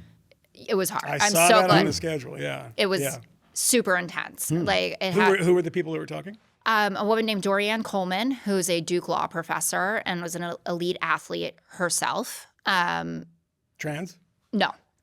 The trans woman is Dr. Joanna Harper. She's an academic. She transitioned about 20 years ago and then dedicated her research to measuring transgender athletic performance and the impact of gender-affirming care on their bodies. So, and she was inspired by her own experience and the loss of speed. They're both runners that she encountered once she started doing gender-affirming care. So it was fraught. And they know each other well. They're kind of like a typical pairing on this issue. And they get along, but they have very stark disagreements about it, especially when you get in kind of the weeds about what age you have to start regulating it. Because Dr. Harper doesn't think that it should be unregulated in any way. She thinks that you have to do at least a year of gender-affirming care before you can even think of competing, especially if you've gone through puberty. But now, taking into account the fact that girls are going through puberty at like 8, 9 years old, whereas, you know, I got my period at 14, and everyone's telling me Can you clip that and just put that on Instagram? I don't know why people are interested.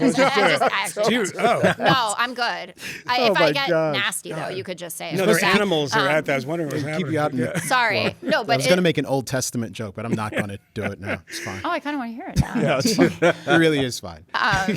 Anyway, but it was relevant to the conversation, like how much this has shifted. So boys go through puberty typically, 2 to 3 years later. So, you're talking about 12-year-olds and what their bodies look like, and girls are already starting to change before that. And like, how fair is it then to even have 10-year-olds, let's say, that are out there, or 12-year-olds, 13, 14-year-olds. And there are 2 Supreme Court cases, one out of Idaho, one out of West Virginia, both focused on girls. So I think the Idaho one might get dropped because the plaintiff doesn't want to do it anymore. But they're both trans women who never went through male puberty. So they've been on puberty blockers since before they were 12 or whatever it is. And now they're being prohibited from participating in high school sports because they live in states with laws that say that trans kids can't participate. This is an argument that can be had, and it's but this, as you said, it was fraught.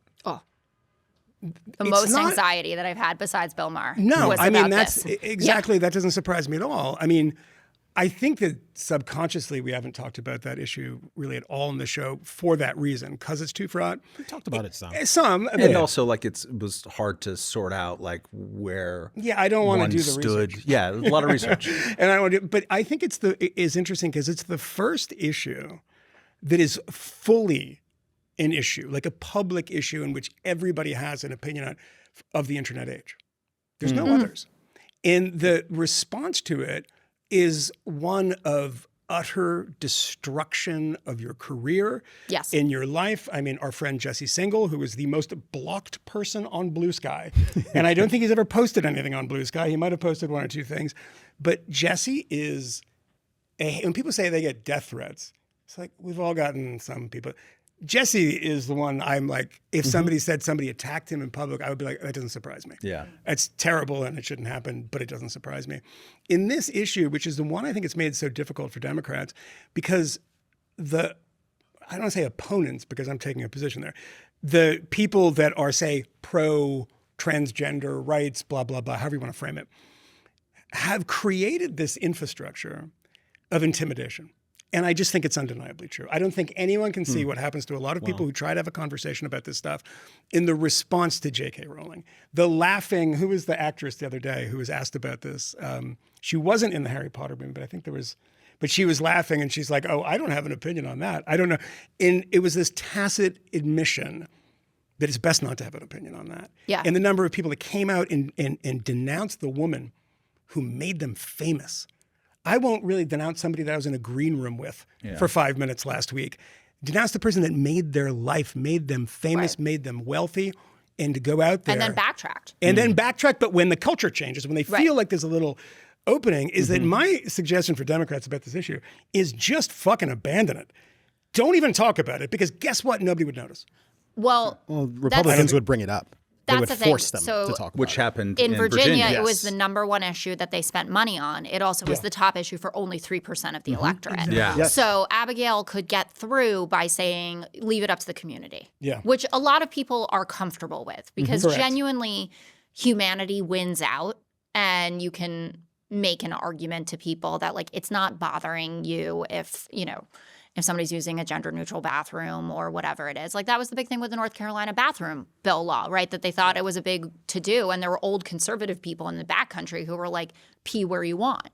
But this element of competition, athletic competition, is different, and I feel like it's a very difficult one for Democrats, because as the party of participation trophies. No, I mean, I went to the Little Red Schoolhouse down the block, right? You're an Elizabeth Irwin graduate? No, I went to Dalton for high school. Oh, wow. Look at that. Unbelievable. Yeah. From Elizabeth Irwin to Dalton. Okay, all right. No, well, the high school wasn't. You're the one that's going to have me shot when you come take away my farm, right? For Mamdani? No, I'm...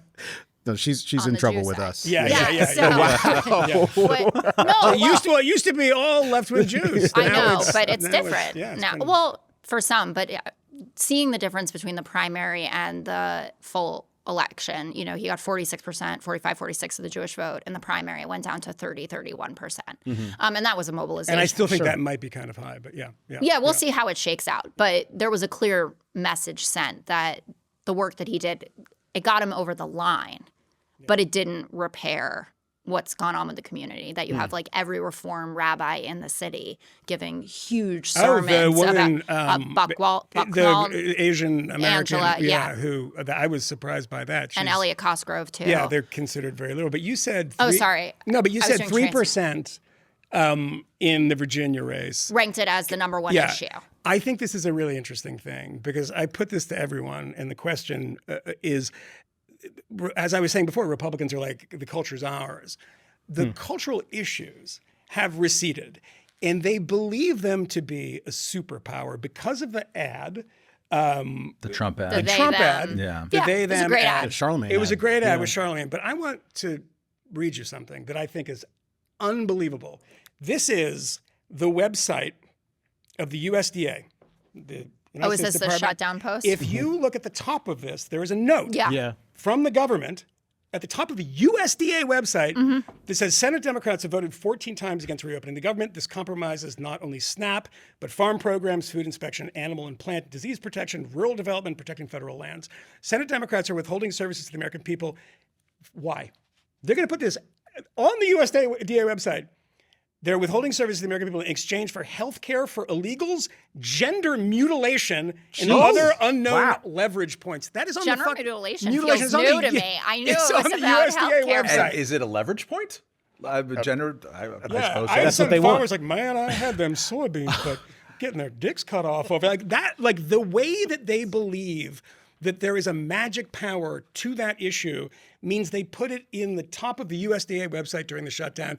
By the way, it's being shut down because they want to mutilate. That's.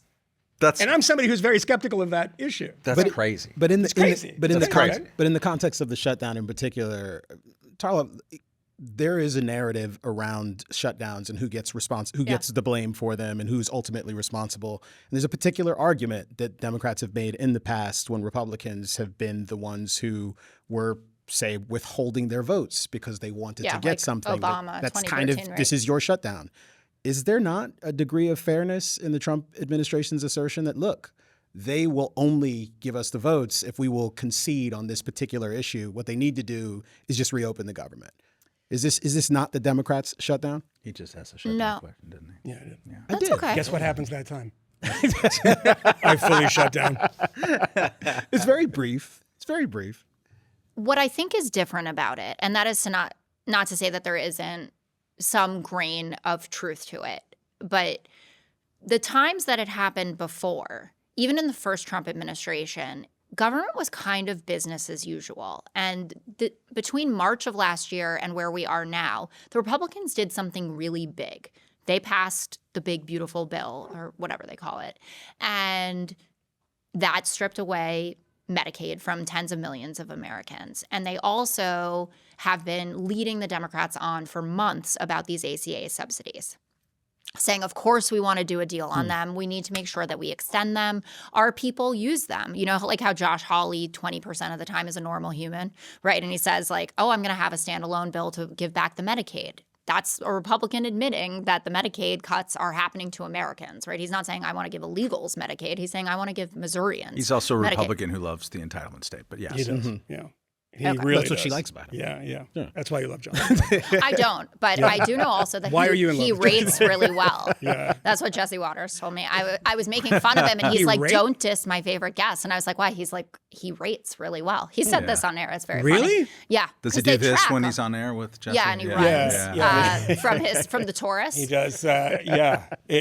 He rates well. Yeah, I mean, you I see. guess I don't understand this 65 to 100 demographic really well. Apparently they like Josh Hawley. He's cute. He's cute. So that's yeah. what's different about this. So, you know, figuring out how it is that Nancy Pelosi was able to be so powerful even when in the minority is, you know, something that'll be studied for the rest of political time.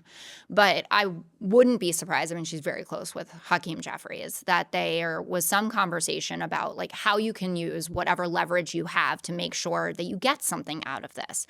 Because the way that it works is usually people compromise, obviously, without undoing the filibuster, which Trump was arguing for this morning. You know, he had the Senate Republicans in. While also saying like this shit's got to end. Like after yesterday, it's got to end.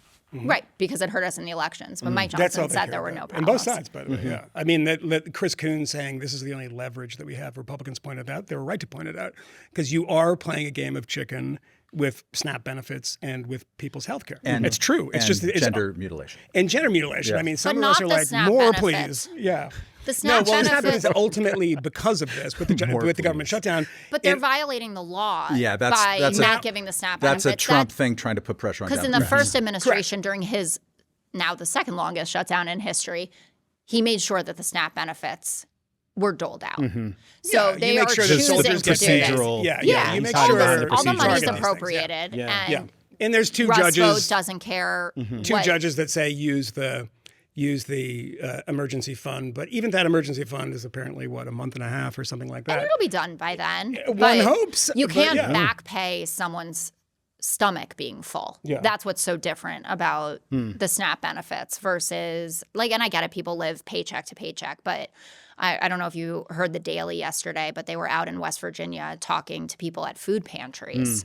And there's a grandmother it's the most daily idea of all time. Let's go to food pantries in West Virginia. It's like, great well, idea, Trump Michael. country. A grandma who's raising her grandson. She has a 2-year-old and says, if I didn't realize that if you were relying on SNAP benefits, it's also, you're in this huge network where there are a number of food pantries that you also then get access to. So you're going to various places to get fully fed. And she was saying that they were able to get some mashed potatoes and macaroni and cheese because of the food pantries, but that she wasn't eating because she needed to make sure her grandson was fed. And she's like, I worked my whole life.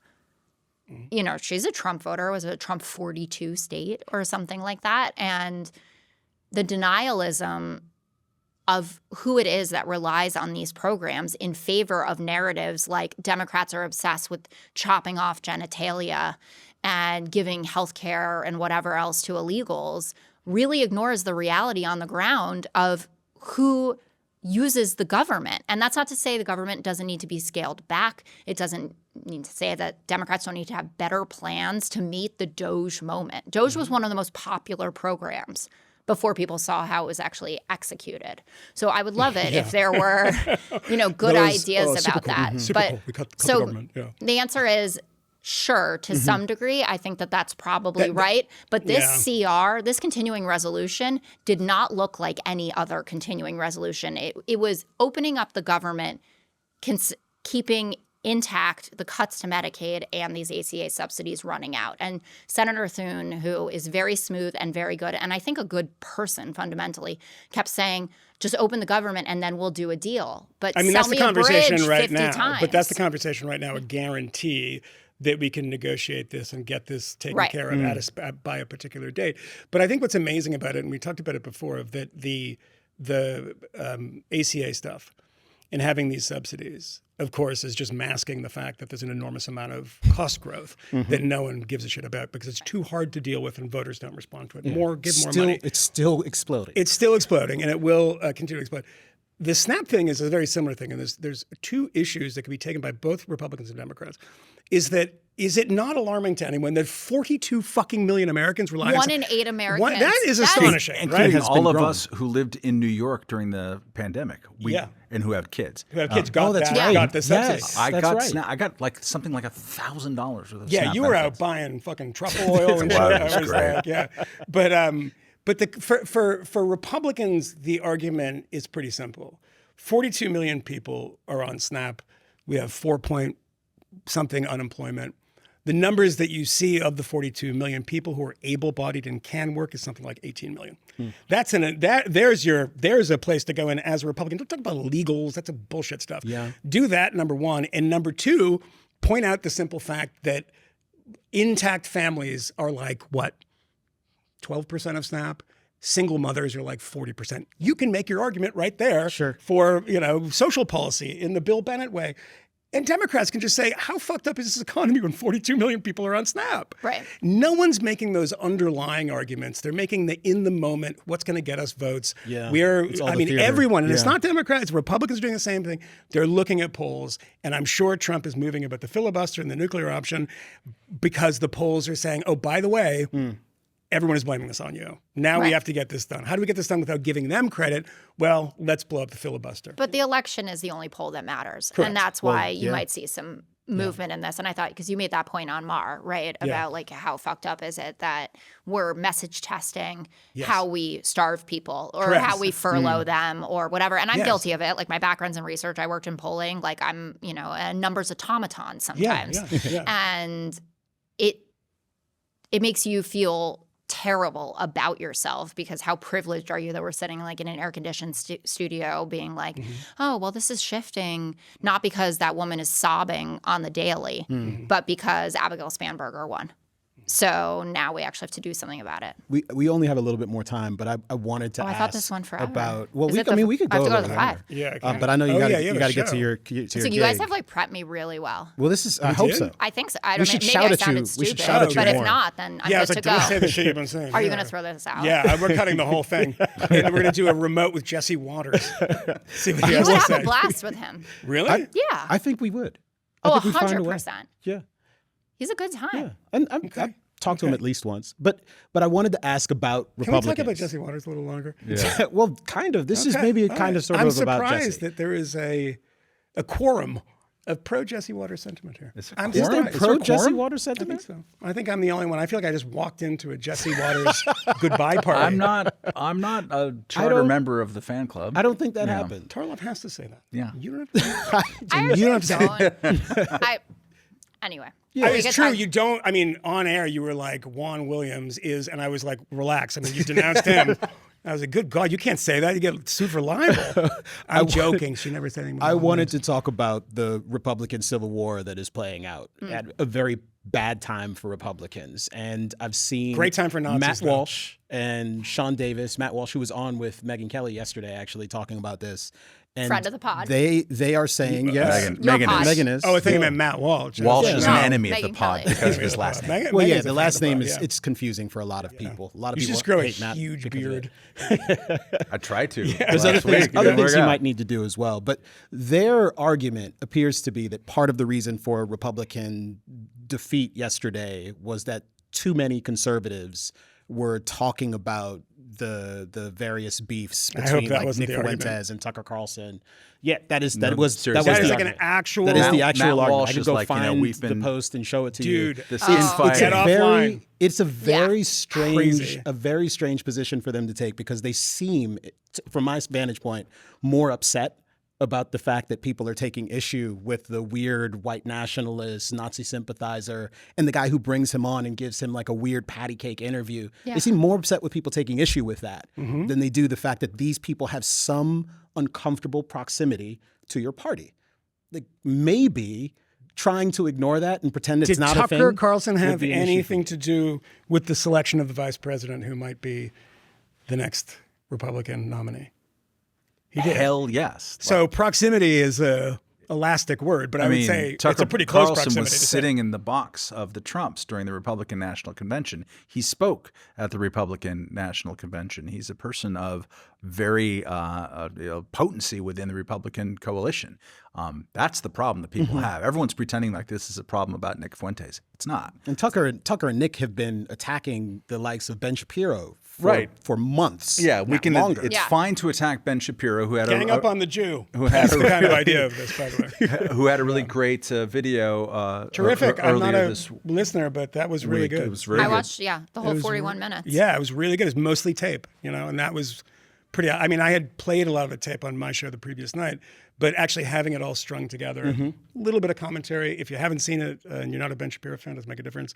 It really exposes, particularly Nick Fuentes, Yeah. of like he is an actual Nazi. Yeah, Yeah, and very proud about it. very proud of it. Which is kind of better because you don't need to have the, oh, but you don't know him or like Hummus he's eaters? different. Yeah. He's kind of proud about Yeah. it, but the face that he wore in the interview with Tucker, he tamped it down substantially. He does that He often. tried he- to be more accessible and accommodating. He didn't ask anyone to pledge to commit murder and rape in his name during that interview. He's done it in other Not contexts. that one in particular, Yeah. but I felt like he was flirting with Tucker. And And Tucker was flirting with him. well, that's also Yeah. Tucker's personality Yeah. anyway. Unless like, he's talking to Ted Cruz. yeah, that was a bad date for sure. No, but Tucker is very affable. The laugh, right? Like he's very good at also. Can you do the laugh? I can't. Yeah. I don't know. That's not an affable laugh. That is a strange That's laugh. manic. No, when it's repackaged on social media, Yes. it sounds like It's up there, it right? sounds manic. But Yeah. in real life or when you're in the room with him, he's very warm.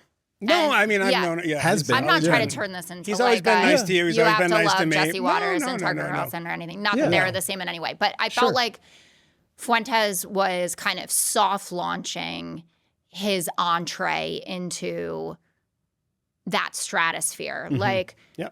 I can show up and I'll play coy with you and I'll say like, Joseph Stalin's birthday is December 18th. And I was like, oh, my daughter's a Sagittarius too. Like, this is a nightmare. I didn't really know that about Stalin.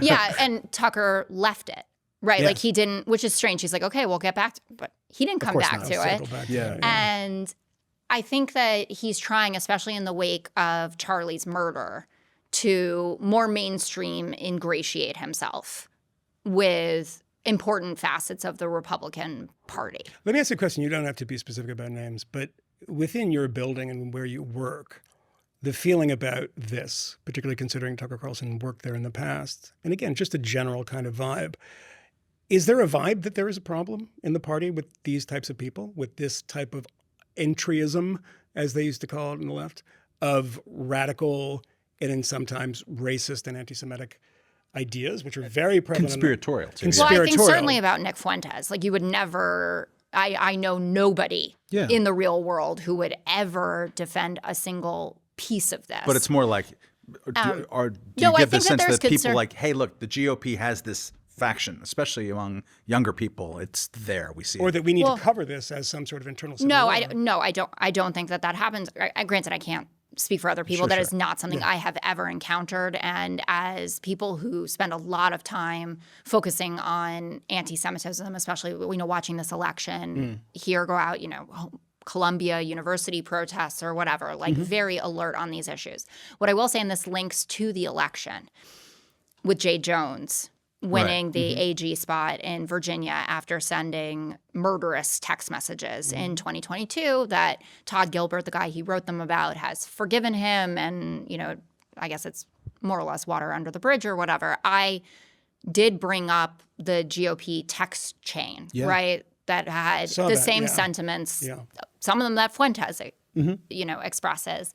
And I think that a lot of people on the right feel justified, especially after Charlie's murder, in just saying you're worse.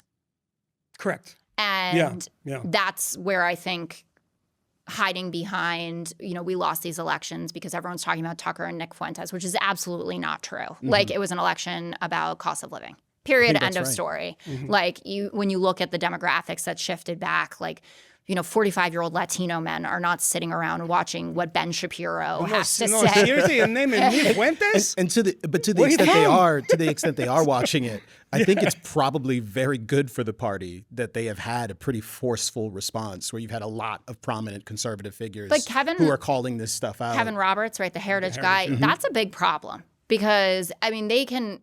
They play cat and mouse with Heritage all the time, right? Like, they're our best friends. The Trump administration. Yeah, exactly. Or the mainstream Republican, body. Yeah. Well, Project 2025 isn't popular.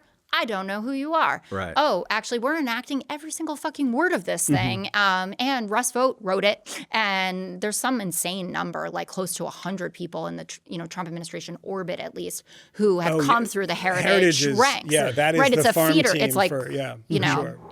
And always kind of has been, but it took over and became Trumpy when it was like an old kind of free market, cold warrior. And then you have somebody like, there is movement, to Kmele's point, of like more old guard people like Chris DeMuth resigned, which was big. Chris DeMuth used to be the head of AEI. And he resigned over this. A couple people did. And I don't know if you saw the Washington Post got access to like their internal chat, like the Heritage Slack or whatever.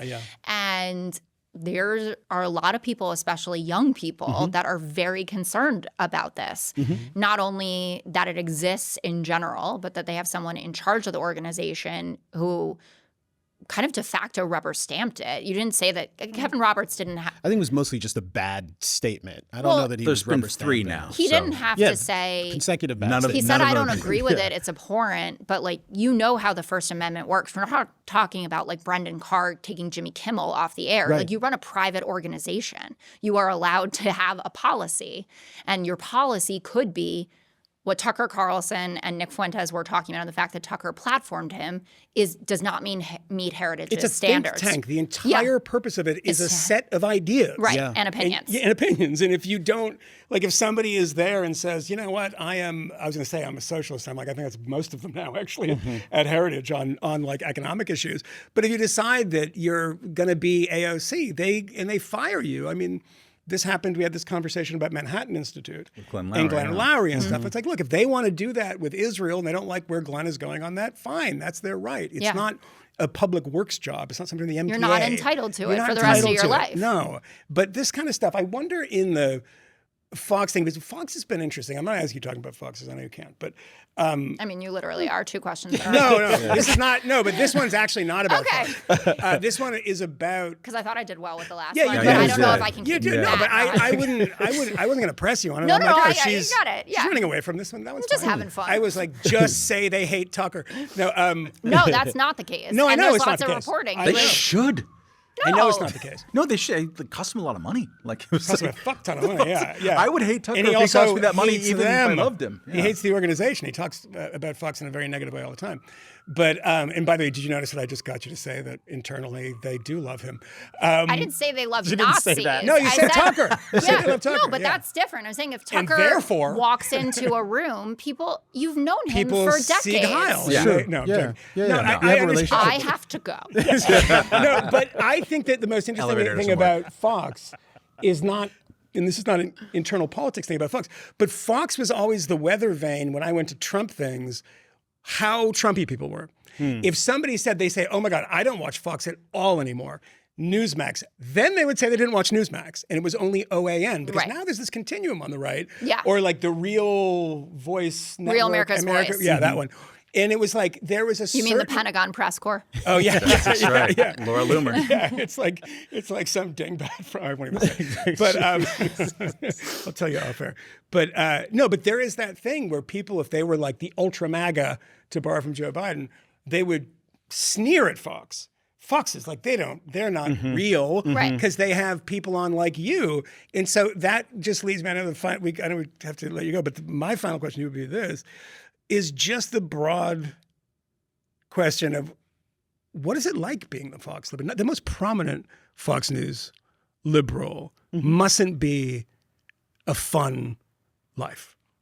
If you pay attention to people online, I care about this stuff, and I wish I didn't. I care too much. I care too much. And your husband, I'm sure, will tell you, stop reading. I've had a million people in my life. But it gets at you, right? Yeah.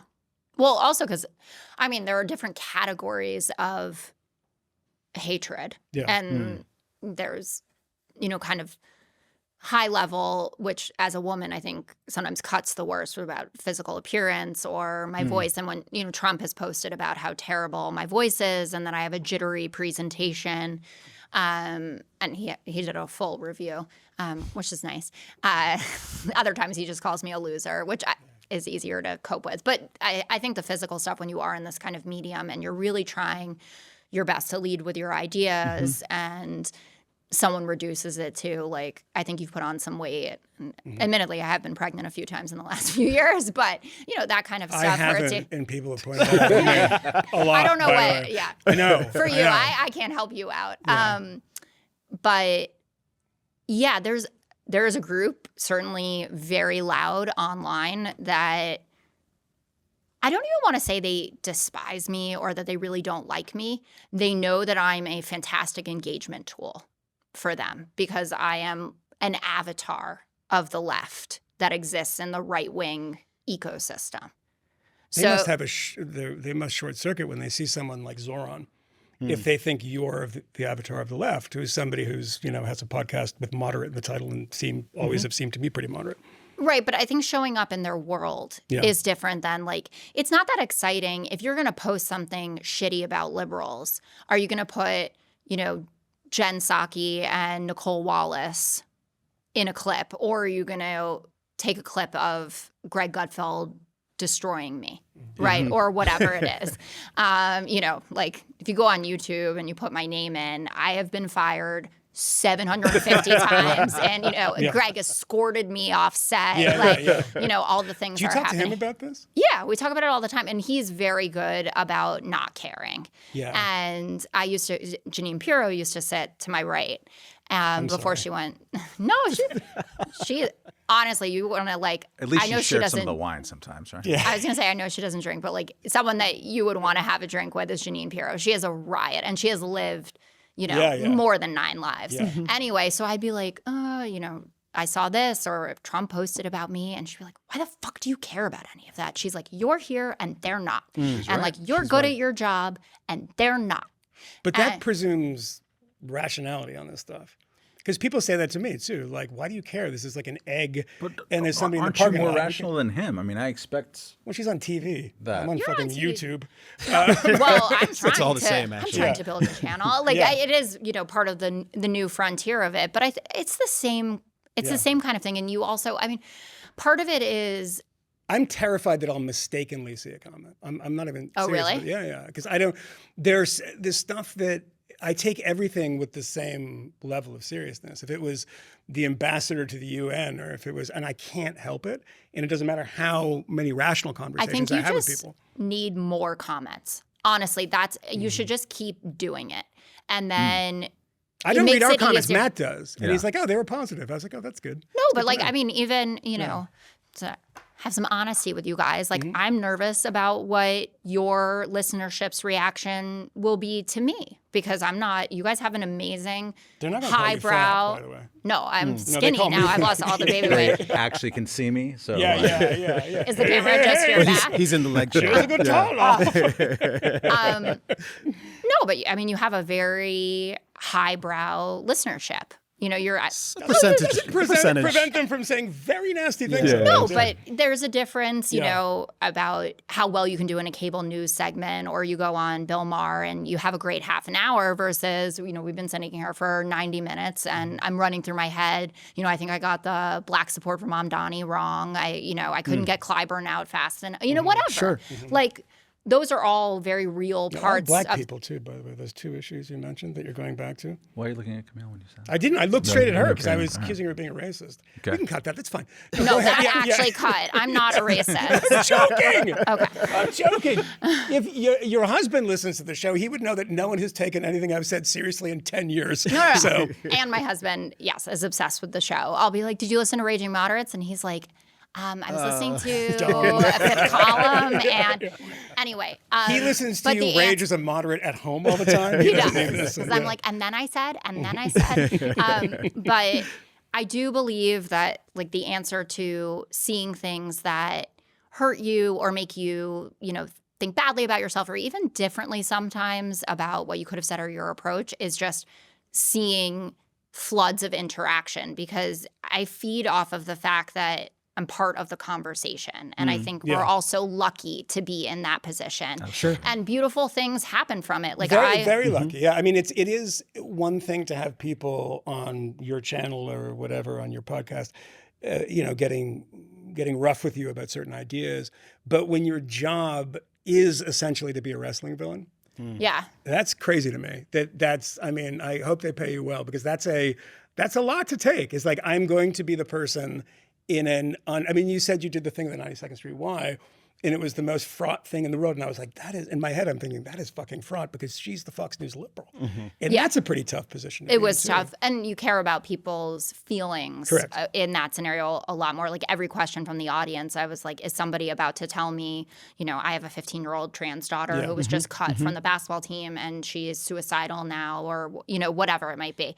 But I feel like my party is catching up with my theory of the case that I've had for a really long time about being in conservative spaces or in tougher spaces and tougher conversations. And I've spoken about this before, but like, I don't have a traditional like Beltway pedigree that, I did a PhD abroad. I worked in polling, but always been in New York. I've never lived in D.C. I didn't have great Hill connections. And the Obama administration was so anti-Fox that, like, no one would really be in touch with me. And then the Trump administration 1.0 was such a weird time that it was really only kind of halfway through the Biden administration that DC started to say like, oh, maybe we should engage with this girl that has a platform and is reaching people that actually could be our voters. Because the Five, for instance, we have 50% Republicans that watch the show, 20% Democrats, about 30% independents. That's impressive. That's pretty good. Yeah. And the Republican base is everything from a Mitt Romney Republican to diehard MAGA. Because, I mean, you guys know what the cable news scene looks like now. They're not going to watch MSNBC or CNN. And the Five is super engaging. Like it has a wild cast of characters and people have their favorites and love the interaction. And so I'm like, show up in the place where you might be able to persuade someone or hear something that you hadn't heard before, and you actually have to think about how you're going to present. It's weird that Fox too, and we were just having this conversation the other day. I think we've talked about it a lot over the years. I mean, you used to go on MSNBC a lot. All the time, on the weekends especially. There's Me too. this number of places where we would be welcome in the same way, like where there's just you're going to hear actual disagreement, partisan or Kennedy was so ideologically. great for that. Kennedy was great for that. The Yeah. independents were great. Yeah. The weekend shows on MSNBC, and now Abby Phillip on CNN.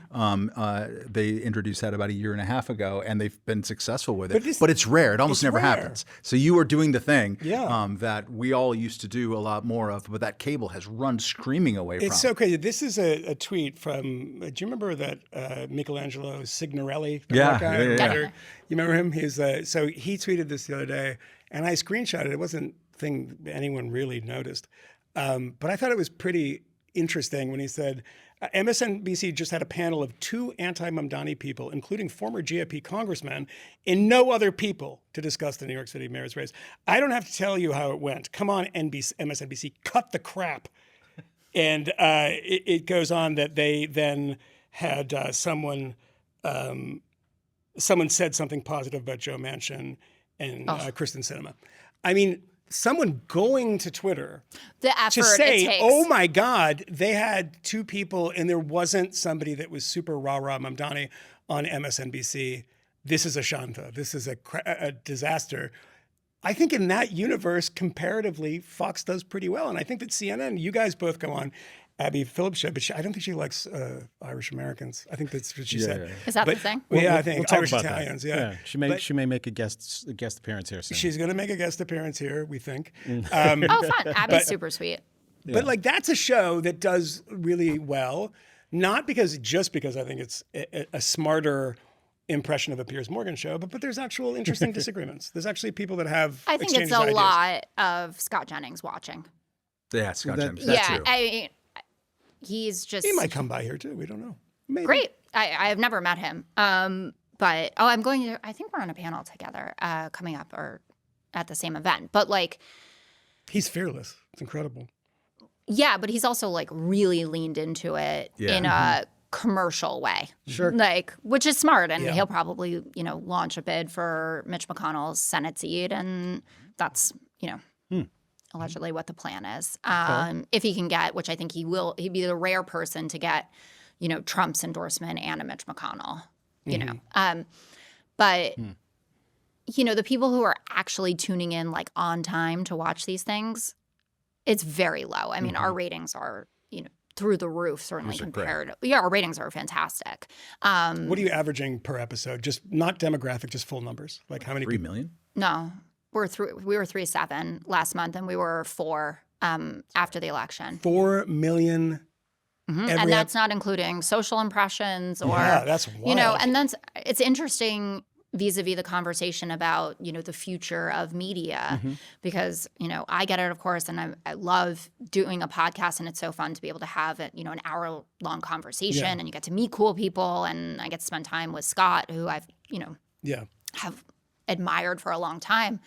But, and people are like, cable news is dead. I'm like, some cable news is dead, and some cable news is setting the agenda for the administration. Like, Donald Trump is like watching it. Yep. The idea was that 10 years ago was that your viewers would be dead. Right. Actually physically but dead. But they're living longer, and we're getting some younger ones. Yeah. And I think that's exactly, all the demographics is destiny stuff is the thing that has been most junked in like recent decades. Like Republicans are in fact trying to compete for those younger voters. Yeah. Certainly the project Charlie Kirk was involved in, and they've had some success there.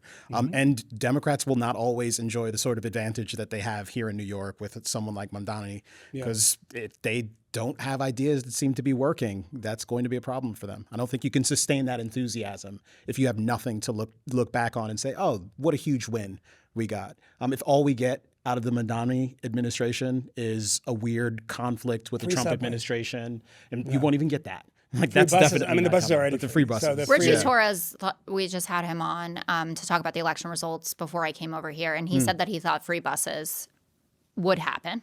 I mean, they already do. Well, but that there wouldn't be really much else. Kathy Hochul is just going to be like, we're friends, but no. And that it'll be more of a cultural movement than it'll be policy. But, I hope he figures it out. Mamdani seemed insane to me in the first debate where they said, like, who's the best mayor of New York? And he said it was de Blasio. Oh, de Blasio. Because of universal pre-K.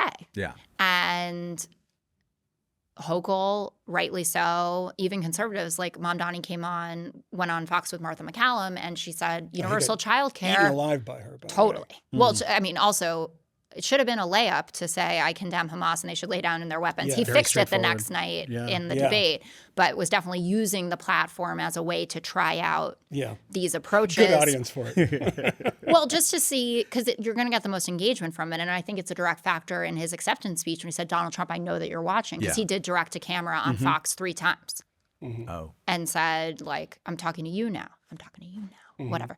I lost it. You won. Lost it. New York has lost it. We've lost our freedom. I want to end with a compliment, which is that you don't do Scott Jennings on the 5. You and on Fox in general, you don't like go in with full combat gear, ready to smite down everybody. And he'll get into ridiculous situations sometimes and like apologize for stuff that you should like not actually like stick up for. Yeah. But you channel the energy to have a thoughtful conversation. I'm not just blowing smoke up your ass because you're sitting here, but like I appreciate that. Like sometimes you take a little bit of a beat, and then like how can we continue having a fun and thoughtful conversation while we're having a disagreement in which it exudes an amount of chill that maybe you don't feel inside, but it communicates, and I think it's admirable. Oh, thank you. I really appreciate it. Yeah. I have glad that comes across. You Not went surprised. to Dalton and the Low Red Schoolhouse, and you're just a rich girl. I'm joking. Not a Mamdani. No, yeah, exactly. No. I think your project within the party is a good one. So. Well, Jessica Tarlov, thank you so much. Thank you guys for having me. We appreciate you. I know you got to get to work, so bye. Bye. We know of new methods of attack. The Trojan horse, the fifth